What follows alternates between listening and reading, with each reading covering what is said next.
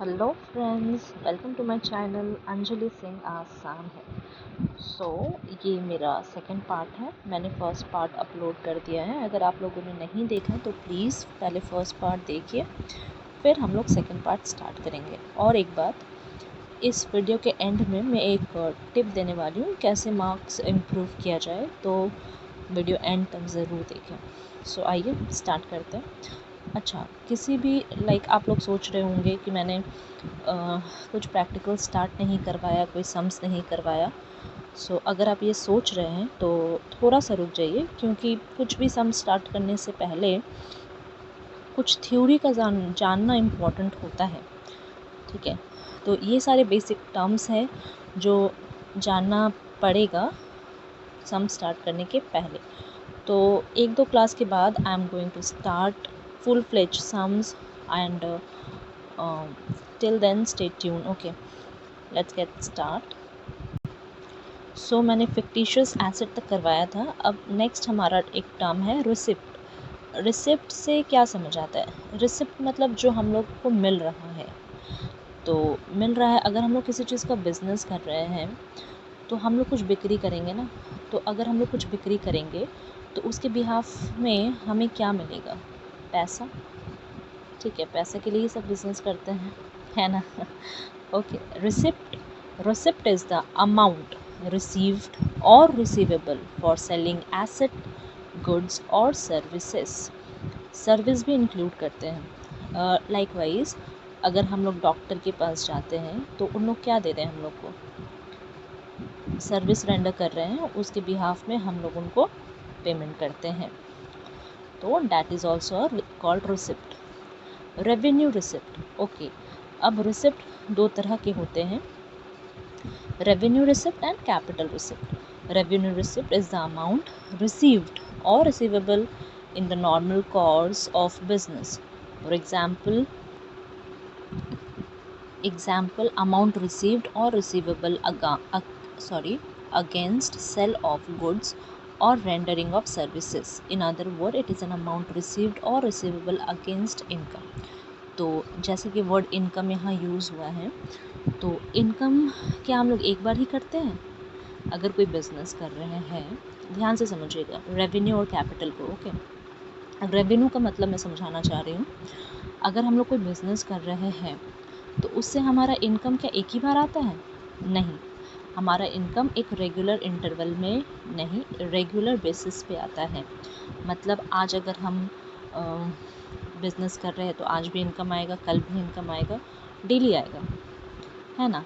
तो जो चीज़ रेगुलर होता है उसको हम लोग रेवेन्यू रेवेन्यू कहते हैं। जैसे सेल ऑफ गुड्स हो गया और रेंडरिंग ऑफ सर्विसेज हो गया। ठीक है, और अगर कह लें तो कोई भी पैसा किसी भी चीज़ को दे करके किसी के बिहाफ में इनकम हो रहा है तो उसे हम लोग रेवेन्यू रिसिप्ट कहते हैं। Income, basically income.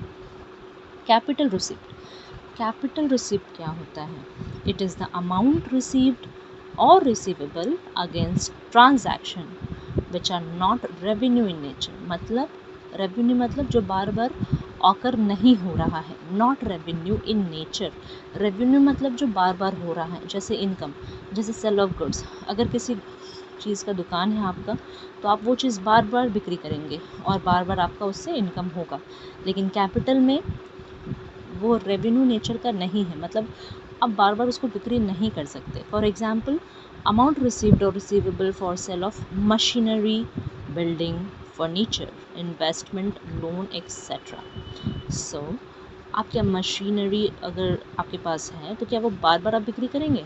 नहीं, मशीनरी एसेट होता है, एसेट को हम लोग बिक्री कर देंगे तो हमारा कैपिटल रिसिप्ट आएगा। मतलब जो पैसा आएगा उसको हम लोग कैपिटल रिसिप्ट बोलेंगे। I hope these points are very clear to you. Please comment and let me know if there is any problem. Expenditure, ये वर्ड्स तो सुना ही होगा। एक्सपेंडिचर मतलब जनरली आम बोलचाल भाषा में बोले जाए तो खर्चा होता है। ठीक है, आइए डेफिनेशन देख लेते हैं। एक्सपेंडिचर कितने प्रकार के होते हैं ये भी यहाँ है। Capital expenditure, revenue expenditure and deferred revenue expenditure. Expenditure is the amount spent or liability incurred for acquiring asset, goods और सर्विसेज। मतलब कि जो पैसे खर्च हो रहे हैं एसेट को खरीदने में, गुड्स को खरीदने में, उसे एक्सपेंडिचर कहते हैं। एक्सपेंडिचर में भी कैटेगराइज, इसके अलग अलग पार्ट हैं डिफरेंट, जैसे कि देख लिए यहाँ पे है capital expenditure, revenue expenditure, deferred revenue expenditure. Capital expenditure, it is an expenditure incurred to acquire asset or improving the existing asset which will increase the earning capacity of the business, that is will give benefit to the business in more than one accounting year. It may be incurred to acquire tangible asset or intangible asset. Example of capital expenditure are purchase of machinery to manufacturing goods, purchase of furniture or computer to carry on business. Basically क्या है, simple भाषा में अगर कहें तो capital expenditure वो होता है जिससे हमारा बिजनेस में कुछ इम्प्रूवमेंट हो। जैसे कि अगर कुछ पैसे हम लोग इन्वेस्ट कर रहे हैं अपने एसेट के ऊपर, जैसे यहाँ लिखा है which will increase the earning capacity of the business, that is will give benefit to the business in more than one accounting year. Capital expenditure वो एक्सपेंडिचर है, वो खर्च है हमारा जिसको करने से हमारे बिजनेस में एक साल से अधिक साल तक हमें बेनिफिट मिलते रहता है। जैसे अगर सपोज़ पहले क्या होता था, पहले तो मशीनरी नहीं होते थे, मैन पावर से ही काम कराया जाता था। किसी मैन्युफैक्चरिंग इंडस्ट्रीज़ में अगर मैन पावर यूज़ हो रहा है तो उन लोग तो बहुत समय लगाएंगे कोई भी प्रोडक्ट फिनिश प्रोडक्ट में कन्वर्ट करने के लिए। तो उसके बिहाफ में अगर वो कंपनी मशीन को इंस्टॉल कराता है तो उसका क्या हो रहा है, कैपिटल एक्सपेंडिचर हो रहा है। मशीनरी इंस्टॉल कराना ही उसके लिए कैपिटल एक्सपेंडिचर हो जाता है। ओके, वो एक बार में मतलब एक टाइम पे मशीन खरीदेगा, लेकिन वो मशीन खरीदना उसका बहुत सालों तक उसको बेनिफिट देगा, क्योंकि मशीनरी जो है एक साल में ही तो ख़राब नहीं हो जाता, उसका एक पर्टिकुलर पीरियड होता है यूज़ होने का।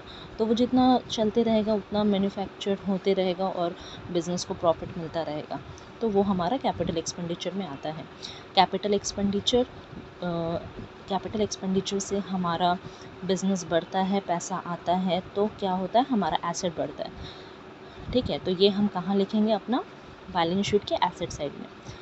ठीक है, रेवेन्यू एक्सपेंडिचर क्या होता है देख लेते हैं। Revenue expenditure is the expenditure incurred the benefit of which is consumed or exhausted within the accounting period. It has direct relationship with revenue or with the accounting period. Example, cost of goods sold, salaries, rent, electricity expenses, etc. Simple भाषा में जो खर्च हम लोग का regular interval में होता है उसे रेवेन्यू एक्सपेंडिचर कहते हैं। और जिसका बेनिफिट, जैसे अगर इलेक्ट्रिसिटी, यहाँ एग्जांपल दिया है इलेक्ट्रिसिटी एक्सपेंस, इलेक्ट्रिसिटी जो बिल आता है हम लोग का, तो उसका हम लोग बेनिफिट जिस मंथ में लेते हैं, ठीक है, तो उसके बाद वाला मतलब बाद वाले मंथ में उसका बिल आ जाता है। ठीक है, तो वो एक पर्टिकुलर पीरियड के लिए होता है। समझ रहे हैं मैं क्या समझाना चाह रही हूँ। रेंट, जैसे अगर आप सपोज़ अभी कौन सा मंथ चल रहा है, नवंबर 2021, तो नवंबर में आप किसी रेंटेड हाउस में रह रहे हैं, तो आप दिसंबर में तो उसका रेंट दोगे ना, तो वो तो एक महीना के लिए ही आपका क्या था, बेनिफिट आपका जो है वो कंज्यूम हो गया, एग्जॉस्टेड हो गया, तो उसी को हम लोग रेवेन्यू एक्सपेंडिचर कहते हैं। Revenue expenditure is shown on the debit side of the profit and loss account. ये एक्सपेंडिचर है, रेवेन्यू नेचर का है, हमेशा होता है, तो हम लोग इसको प्रॉफिट एंड लॉस अकाउंट में दिखाएंगे। पहले ये धीरे धीरे आप लोगों को सब समझ में आएगा प्रॉफिट एंड लॉस अकाउंट क्या होता है।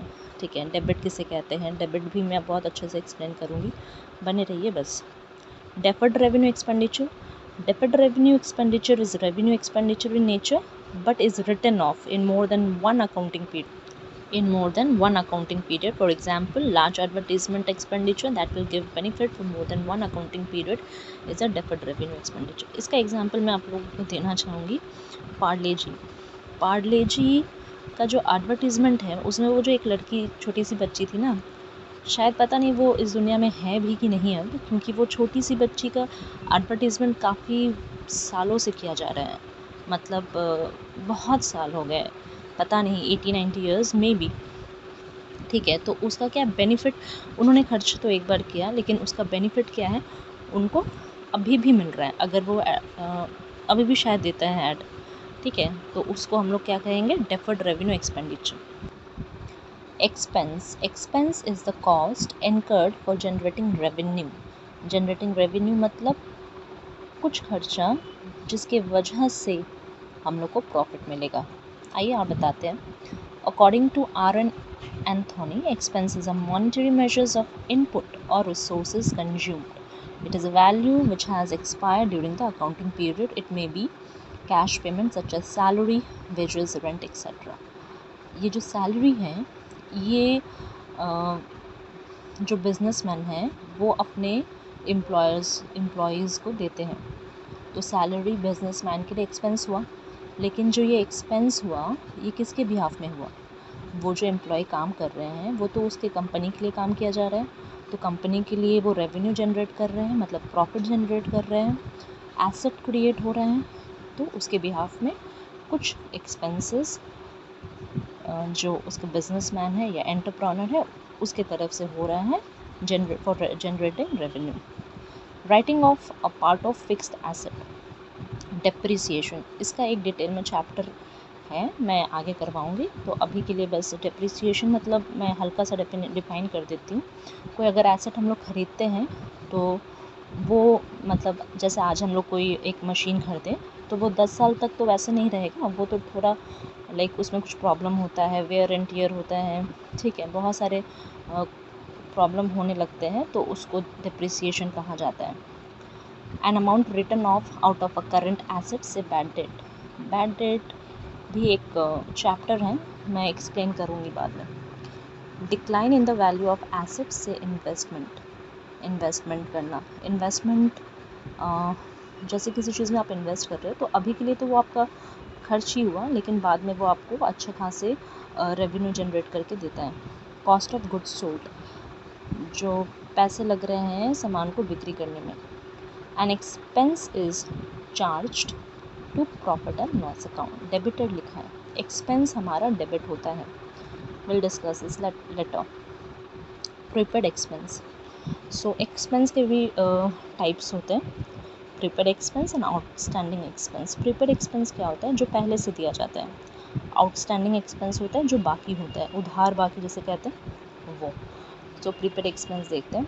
It is an expense that has been paid in advance and the benefit of which will be available in the following year और years. For example, insurance premium of ₹10,000 has been paid for 1 year beginning 1st October 2012.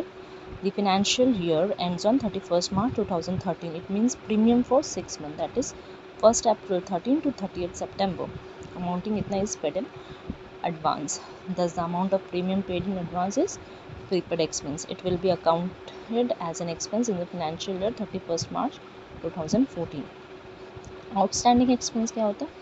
It is an expenses that has been incurred but not been paid, मतलब खर्च कर चुके हैं but हमने दिया नहीं है। For example, an audit has been conducted by chartered accountant firm against which audit fees of 20,000 is to be paid. आपने उससे ऑडिटिंग करवा लिया पर पैसा उसका नहीं दिया, तो ये क्या हो जाएगा, आउटस्टैंडिंग एक्सपेंस इसको बोलते हैं, और आउटस्टैंडिंग एक्सपेंस हमारा लायबिलिटी होता है। ठीक है, it is debited to profit and loss account and also shown under the head current liability in the balance sheet. So next is income or profit. Income is the profit earned during a period. In other words, the difference between revenue and expense is termed as income.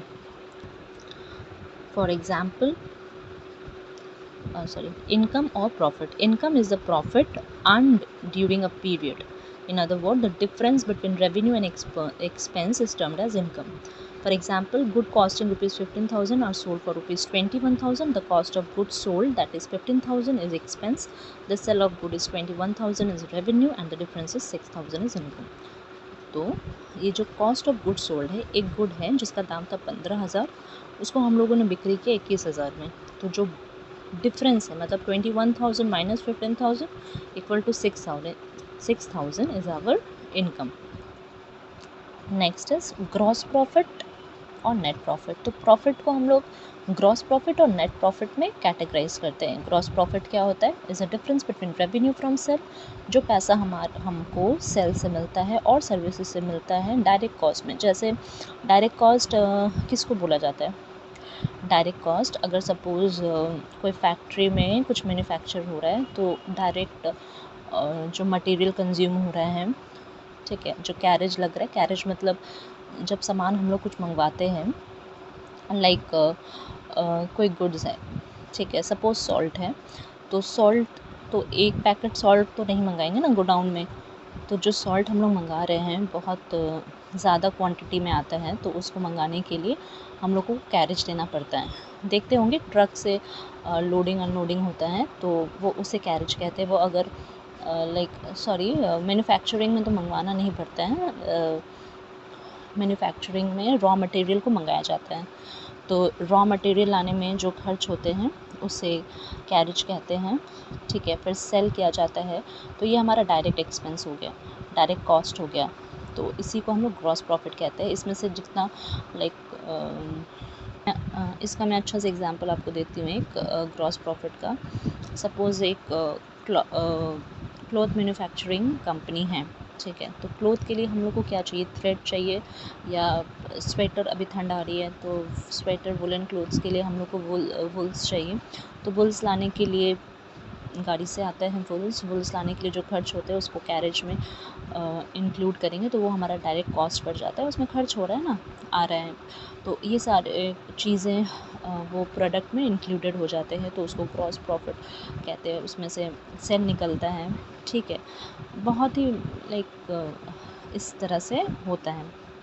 Net profit is a profit earned after allowing for all expenses. In case expense are more than revenue, it's a net loss. Net profit जो है क्या होता है? Net profit में आपका factory का भी charges आ जाता है, फिर जहाँ पे आप सामान को बिक्री कर रहे हैं वहाँ का एम्प्लॉयज़ का सैलरी हो गया, रेंट हो गया, ये सब को दे करके जो पैसा बचता है उसको हम लोग नेट प्रॉफिट कहते हैं। और अगर हम लोग का खर्च ज़्यादा हो गया प्रॉफिट से तो वो लॉस होगा, ठीक है। Gain is a profit of irregular or non-recurrent nature. It is a profit that arises from transaction which are incidental to business, such as profit on sale of fixed assets or investment. Gain, अचानक से पैसा कहीं से आ गया, कहाँ से आएगा भाई? बिजनेस में अचानक से पैसा। अगर आप कोई इन्वेस्टमेंट कर रहे हो तो इन्वेस्टमेंट में तो अचानक से कभी पैसा ज़्यादा हो जाता है, कभी कम हो जाता है। अगर आप सेल कर रहे हो फिक्स्ड एसेट तो अचानक से पैसा आएंगे, तो that is called gain. Loss is excess of expenses over a period over its related revenue, which may arise from normal business activity. It decreases the owner's equity. It also refers to money or money's worth lost or cost incurred against which the firm received no benefit. Example, cash or goods lost in theft. It also arises from the event of non-recurring nature, that is loss on sale of fixed asset. Okay, अगर आपको अचानक से आप कुछ asset बिक्री कर रहे हो, उसमें आपको लॉस हो गया, ठीक है। आपको सामान, जैसे आप देखेंगे जब भी कहीं बिल्डिंग या फिर कंस्ट्रक्शन होता है तो वहाँ पे बालू सीमेंट पड़े रहते हैं रास्ते में, तो उसमें से सीमेंट बालू चोरी हो जाता है, तो that is a normal loss, ठीक है। तो लॉस ही हुआ ना एक तरह का। Okay, purchases, the term purchases is associated with और used for the purchase of goods. Goods are articles purchased for resale or for producing the finished products of good. Good purchased for cash are termed as cash purchases, and good purchase on credit are termed as credit purchases. So purchase का meaning हम लोग सबको पता है, जब हम लोग कोई सामान खरीदते हैं तो अगर वो सामान हम लोग कैश में ख़रीद रहे हैं तो उसको कैश परचेज़, और अगर क्रेडिट में खरीद रहे हैं तो उसको क्रेडिट परचेज़ कहते हैं। परचेजेस रिटर्न क्या होता है? Good purchase may be return to the seller for any reason, say they are not as per the specifications और are defective. Good return are known as purchase return और return outward. Returns outward. जो goods हम लोग खरीदते हैं, अगर हम लोग को पसंद नहीं आया तो उसको हम लोग रिटर्न कर देते हैं, उसको हम लोग परचेज़ रिटर्न कहते हैं और रिटर्न आउटवर्ड कहते हैं। ये बहुत कंफ्यूजिंग होता है, तो इसको अच्छा से समझने की ज़रूरत है। सपोज़ आजकल सब ऑनलाइन शॉपिंग कर रहे हैं, ठीक है, आप कुछ ऑनलाइन मंगाते हो, परचेज़ करते हो, उसको फिर रिटर्न करते हो, तो वो हम लोग क्या कर रहे हैं, परचेज़ रिटर्न कर रहे हैं या रिटर्न आउटवर्ड कर रहे हैं। Outward return outward is more confusing I guess, ठीक है। तो इसको हम लोग इस तरह से समझ सकते हैं कि हमारे पास कोई सामान आया और उसको हम लोग आउट कर रहे हैं अपने पास से, हटा दो इसे, नहीं चाहिए, आउट, गो आउट, तो उसको हम लोग रिटर्न आउटवर्ड बोलेंगे। Okay, sales. The term sales is associated with or used for sale of goods that are dealt with by the firm. The term sales include both cash and credit sales. When goods are sold for cash, they are termed as cash sales, and when sold on credit, they are termed as credit sale. So जैसे purchase का था वैसे sales का, तो इसमें भी sales हम लोग use for sale of good, बिक्री कर रहे कुछ सामान, ठीक है, जो फर्म है वही बिक्री करता है, या फिर जो बिज़नेस में है वो परचेज़ और सेल तो करते ही है। तो सिमिलरली परचेज़ की तरह ही है ये। Term sales include both cash and credit sales. When goods are sold for cash they are termed as cash sales, and when sold on credit they are termed as credit sales. So sales return क्या होता है? Goods sold when returned by the purchaser are termed as sales return और return inward. तो इसमें क्या है, जब हम लोग कोई सामान बिक्री करते हैं, ठीक है, अब वो जो कंज्यूमर है उसको पसंद नहीं आता तो वो रिटर्न करके जाता है। तो रिटर्न जब हो रहा है तो वो हमारे पास वापस आ रहा है, इन हमारे पास आ रहा है, इन जब कुछ अंदर आता है तो क्या कहते हैं, इन, ऑपोजिट क्या, आउट। सिमिलरली तो उसको हम लोग क्या बोलेंगे, रिटर्न इनवर्ड्स और सेल्स रिटर्न। ओके फ्रेंड्स, तो ये जो स्टॉक है इसके बाद भी और भी बहुत सारे टॉपिक बचे हुए हैं, मैं उसको जल्द ही कवर करूँगी, वीडियो लंबा ना हो इसलिए मैं यहीं तक स्टॉप कर रही हूँ। इसका पार्ट 3 भी आएगा, 4 भी आएगा, आप लोग बने रहिए। और हाँ, वीडियो के स्टार्टिंग में जो मैंने कहा था एक टिप, वो ये है कि अगर आप कोई आंसर लिख रहे हैं, ठीक है, सपोज़ व्हाट इज़ अकाउंट, अगर इसका आप आंसर लिख रहे हो तो उसके साथ एक राइटर का डेफिनेशन ज़रूर अटैच करें, उसके नीचे लिखे, पहले डेफिनेशन लिखे व्हाट इज़ अकाउंट, उसके नीचे राइटर का डेफिनेशन लिखे और वो भी ब्लैक पेन से, तो उसमें आपको ज़्यादा मार्क्स मिलेंगे। तो यही मेरा टिप था, बने रहिए। मैं और भी टिप्स और चैप्टर्स के लिए हूँ, मैं लगातार अपलोड करते रहूँगी, आप लोग शेयर करते रहिए, कमेंट करते रहिए, तो मुझे फील होगा कि हाँ, जो मैं कर रही हूँ आई am going on right way. So please keep supporting, keep sharing. Thank you.